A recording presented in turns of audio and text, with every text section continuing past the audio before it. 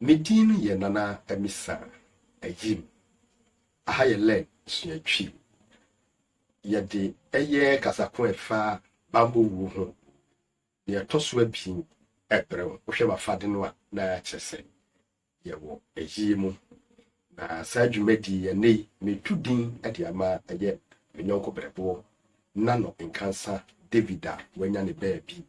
eko ono na metro saa enei adehyen ede mano ye meka ne se onkoda chuchu onkoda kuse ene ebe a ewo kwa me de brewu ni empanyine kan won se bamuwu okita ade a nkwa intumi enye wu kita ade a nkwa intumi enye naso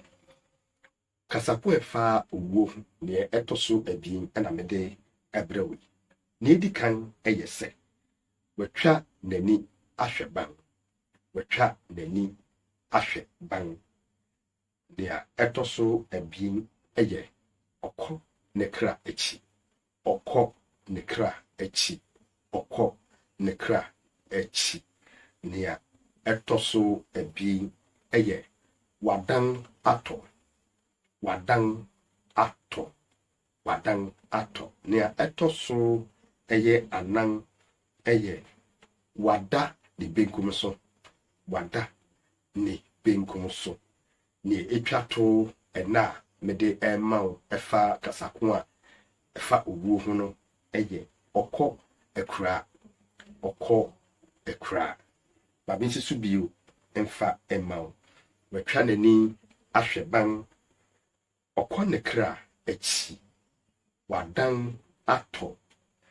wadani benkum so na afi okọ ekra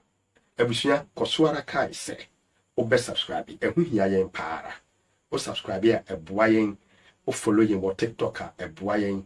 o like yen videos nso a eboa yen ntije yi fama yen